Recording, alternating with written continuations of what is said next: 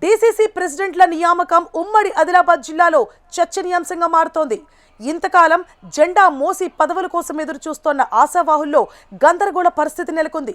ఇక బీఆర్ఎస్ నుండి హస్తం పార్టీలో చేరిన వారిని అసలు ఈ నియామకాల్లో పట్టించుకోనేలేదు. అలాగే అసెంబ్లీ ఎన్నికల్లో పోటీ చేసి ఓటమి చెంది నియోజకవర్గాల ఇన్ఛార్జీలుగా కొనసాగుతోన్న నేతల భవితవ్యం కూడా ప్రశ్నార్థకంగా మారుతోంది. తమకు పార్టీలో ప్రాధాన్యత తగ్గించారని సమయం చూసి తాడో పేడో తేల్చుకునేందుకు సిద్ధమంటోన్న ఆదిలాబాద్ హస్తం పార్టీ నేతలపై హెచ్ఎంటీవీ రిపోర్ట్.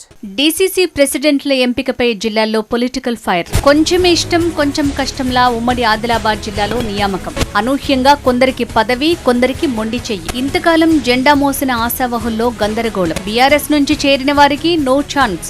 విభజన ఆదిలాబాద్ జిల్లాల్లో డీసీసీ అధ్యక్షుల నియామకం చర్చనీయాంశమవుతోంది. 4 జిల్లాలకు నూతనంగా నియమించబడిన అధ్యక్షులు అనూహ్యంగా తెరపైకి వచ్చి ఈ పదవిని కైవసం చేసుకున్నారు. డీసీసీ ప్రెసిడెంట్ పోటీలో ఉన్నప్పటికీ పదవి వరిస్తుందో లేదో అన్న అనుమానంలో ఉన్నవారు సైతం అధ్యక్ష పదవి దక్కించుకోవటం జిల్లాలో హాట్ టాపిక్ గా మారింది. ముఖ్యంగా ఆదిలాబాద్ జిల్లా అధ్యక్ష పదవి కోసం దాదాపు 40 మంది వరకు దరఖాస్తు చేసుకోగా ఇందులో చాలా మంది పార్టీలో పనిచేసిన సీనియర్లు ఉన్నారు. అసెంబ్లీ ఎన్నికల్లో పోటీ చేసి ఓటమి చెందిన ఎన్ఆర్ఐ కంది శ్రీనివాసరెడ్డి ఆదిలాబాద్ నియోజకవర్గ ఇన్ఛార్జిగా ఉంటూ పకడ్బందీగా పార్టీ కార్యక్రమాలు నిర్వహిస్తూ వస్తున్నారు. అలాగే బోధ్ నియోజకవర్గం ఇన్ఛార్జిగా వ్యవహరిస్తున్న ఆడే గజేందర్, ముథోల్ ఇన్ఛార్జ్ మాజీ MLA Narayanrao Patel, Nirmal in charge DCC అధ్యక్షునిగా ఉన్న కె శ్రీహరిరావుతో పాటు ఆసిఫాబాద్ ఇన్ఛార్జిగా ఉన్న మాజీ ఎమ్మెల్యే రేఖా నాయక్ భర్త శ్యామ్ నాయక్లకు డీసీసీ నియామకాల్లో మొండి చెయ్యే ఎదురైంది. దీంతో వారి మద్దతుదారులు తీవ్ర ఆగ్రహం వ్యక్తం చేస్తున్నారు. ఇక కొత్తగా నియామకమైన జిల్లా అధ్యక్షుల్లో నరేష్ జాదవ్కు ఆదిలాబాద్ జిల్లా పార్టీ పగ్గాలు అప్పగించారు. అయితే నరేష్ జాదవ్ పార్టీలో సీనియర్ నేత అయినప్పటికీ ఆయన వ్యవహార తీరుపై చర్చ సాగుతోంది. నేతల మధ్య జగడాలు లేకుండా సమన్వయం సాధించడం, గ్రామం నుంచి జిల్లా స్థాయి వరకు ప్రతి ఒక్క లీడర్ క్యాడర్ని కలుపుకొని వెళ్లటం ఆయన ముందున్న సవాల్గా చెప్తున్నారు పొలిటికల్ విశ్లేషకులు. అయితే ఇప్పటికే జిల్లాలో హస్తం నేతల మధ్య వర్గపోరు, విభేదాలు రచ్చరేపుతున్నాయి. ఇలాంటి తరుణంలో నరేష్ జాదవ్ రాక వాటికి పరిష్కారం చూపుతుందా, లేక విభేదాలకు మరింత ఆజ్యం పోసేలా చేస్తారా అన్న అనుమానాలు వ్యక్తమవుతున్నాయి.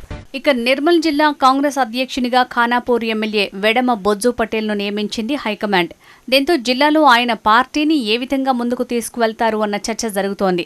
బొజ్జు పటేల్ ప్రాతినిధ్యం వహిస్తున్న ఖానాపూర్ నియోజకవర్గంలోని కొంత భాగం ఆదిలాబాద్లో ఉండటంతో ఆయన్ని ఆదిలాబాద్ డీసీసీ ప్రెసిడెంట్గా నియమిస్తే పార్టీకి మరింత ఉపయోగపడే అవకాశం ఉండేదన్న అభిప్రాయాలు వ్యక్తమవుతున్నాయి.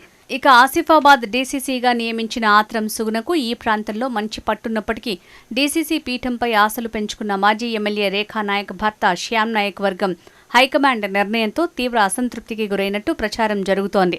4 డీసీసీ ప్రెసిడెంట్లలో 3 ఎస్టీ సామాజిక వర్గానికి కేటాయించడంపై కూడా చర్చ సాగుతోంది. ఖానాపూర్ ఎమ్మెల్యే వెడ్మ బొజ్జు పటేల్ ఆదిలాబాద్ డీసీసీ కోసం ప్రయత్నించగా అనూహ్యంగా నిర్మల్ జిల్లా సారథిగా పదవి అతన్ని వరించింది. చివరి వరకు పోటీలో లేని ఆత్రం సుగున చివరికి ఆసిఫాబాద్ జిల్లా అధ్యక్ష పదవి సొంతం చేసుకుంది. ఆదిలాబాద్ నుంచి సీనియర్ నాయకుడు నరేష్ జాదవ్ సైతం అనూహ్యంగా పదవి దక్కించుకున్నాడు. మంచిర్యాలలో పోటీలో ఉన్నప్పటికీ సీనియర్లను ఎమ్మెల్యే ప్రేమ్సాగర్ రావు వర్గాన్ని దాటుకుని పిన్నింటి రఘునాథరెడ్డి పదవి దక్కించుకున్నాడు. వీరి నియామకంతో అప్పటికప్పుడు పదవిని ఆశించిన ఆశావహ నేతలంతా అలకబోనారు. డీసీసీ ప్రెసిడెంట్ల ప్రకటన అనంతరం మంత్రి జూపల్లి కృష్ణారావు జిల్లా పర్యటనలో ఈ అసంతృప్తిలో అంటిముట్టనట్టుగానే ఉన్నారు. అయితే త్వరలోనే గ్రామ పంచాయతీ ఎన్నికలు జరగనుండటంతో అప్పటి వరకు సైలెంట్ గా ఉండాలన్న భావన కొందరిలో వ్యక్తమవుతుండగా నామినేటెడ్ పదవుల్లోనైనా తమకు ప్రాధాన్యత ఇవ్వకుంటే ఇక తాడో పేడోకో రెడీ అంటున్నారు అసంతృప్తులు.